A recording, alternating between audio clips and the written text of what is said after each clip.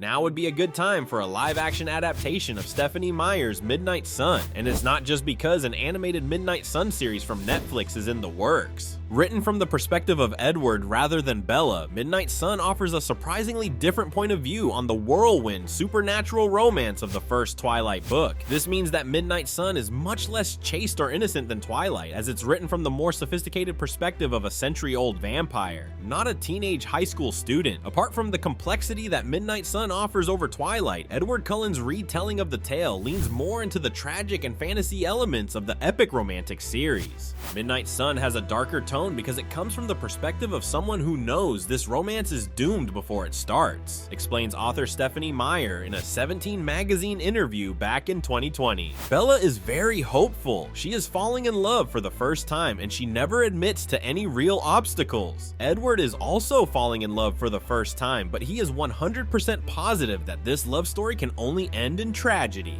He gets to be hopeful for something like 3 chapters out of 30, so only 10% happiness versus 90% dread. Indeed, the story of Twilight, from Bella's point of view, practically defined fantasy and supernatural romance at the turn of the century. But in a way, Twilight walked so Midnight Sun could fly into the night with a trail of blood in its wake.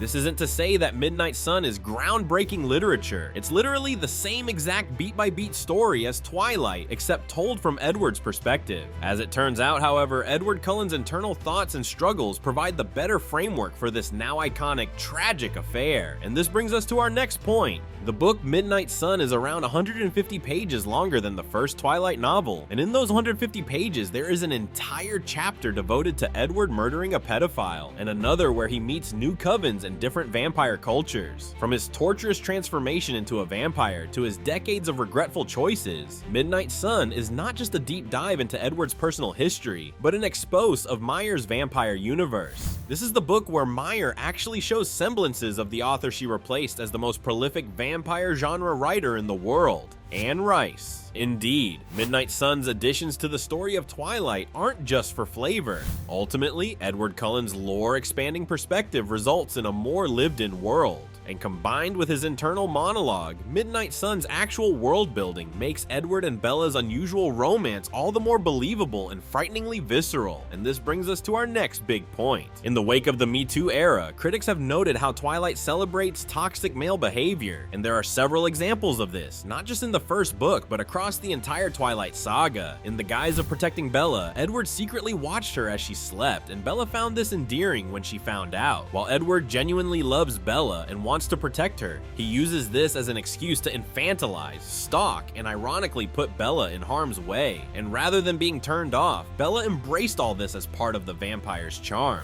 Undoubtedly, Edward and Bella's relationship romanticizes toxic attachment, yet while Midnight Sun does not change this fact, its perspective shift does offer a way to tackle these problems today. In the companion book, it becomes crystal clear that Edward Cullen is painfully aware of his toxic traits. Ultimately, the premise remains problematic. Their romance is still hinged on destructive traditional cisgender power dynamics. At the same time, through Edward's internal turmoil, Midnight Sun better aligns the tale with modern critical analysis of gendered power structures. Despite this, Edward is essentially unhinged as a character from the one introduced in Twilight. But while the perspective shift doesn't really offer a solution to this toxic romance, it does afford readers more insight about Meyer's real thoughts about her fantasy epic and its central 2 characters. In short, Midnight Sun is the version of Twilight that's sprinkled with a bit more self-awareness. This doesn't necessarily mean that an adaptation of Midnight Sun could be the critical companion movie to Twilight, but it's certainly a step in the right direction, not just for the franchise, but the fantasy romance genre. Comparatively, Midnight Sun is the much more rewarding book for insightful readers, and in adopting the novel for the screenplay, a Midnight Sun movie could highlight parts of the book that actually reveal Edward Cullen for the beast that he is. In a way, Midnight Sun is a better introduction to Edward and Bella than Twilight, especially for today's generation of eagle-eyed viewers. In fact, if Midnight Sun does get its own movie adaptation, maybe Stephenie Meyer could take that opportunity to improve the entire saga.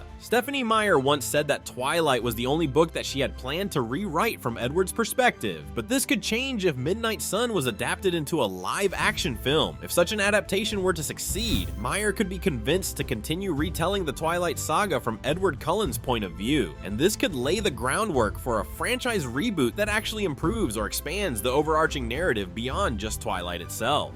Whether in New Moon, Eclipse, or Breaking Dawn, there are many other scenes and plot beats that could get better from the perspective of the century-old killer. From Edward's frustration towards Bella making new friends, to his disdainful attitude towards his own coven, this perspective could provide crucial context to otherwise mundane or forgettable points in the story. Subsequent movies could even be told from other perspectives, like that of Jacob Black, potentially expanding Meyer's lore regarding werewolves as well. After all, it's been over 10 years since the last Twilight movie, so a reboot wouldn't be untimely today. And Midnight Sun isn't just the best way to reboot Twilight itself, but could actually pave the way for the entire franchise to get a much-needed makeover. Moreover, a Midnight Sun adaptation might not even need a new cast of actors. Starring in the Twilight saga was a double-edged sword for both Robert Pattinson and Kristen Stewart, and most notably, both have long transcended the criticism they earned about being one-note actors in the Twilight films. While Stewart has since transformed into a lauded dramatic actress in independent movies,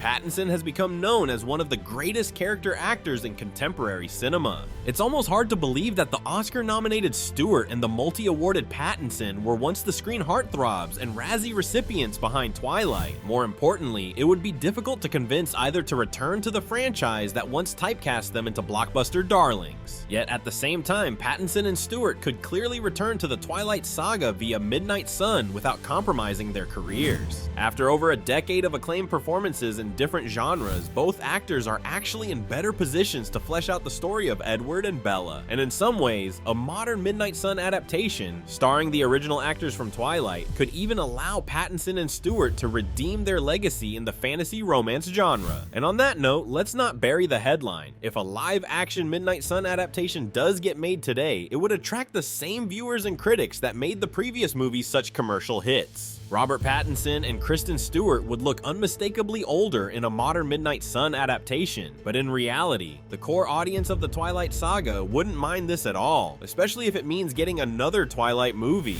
After 13 years since Twilight Breaking Dawn Part 2, the now grown-up loyal viewers of Twilight would fill theaters just to see this romance blossom again, and Midnight Sun would doubtless also convince new audiences to join the flock. This is true even if Pattinson and Stewart aren't on board. Potentially, the franchise could go all out and recruit a new cast to bring Midnight Sun to the screen.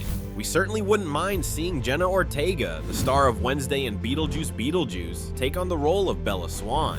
While Bella is intentionally a blank slate to function as the audience surrogate, Ortega has the expressiveness to bring new life to this otherwise tepid character. Alongside Ortega, the new darling of goth cinema, Tanner Buchanan could star as a reinvention of Edward Cullen. From Cobra Kai to He's All That, Buchanan has the quiet intensity to embody the version of Edward in Midnight Sun. In any case, even without Pattinson and Stewart, the right actors have the chance to not just reboot the franchise, but strike box office gold. So what do you think? Would you like to see Midnight Sun get the live-action movie treatment? Tell us in the comments and keep watching ScreenRant.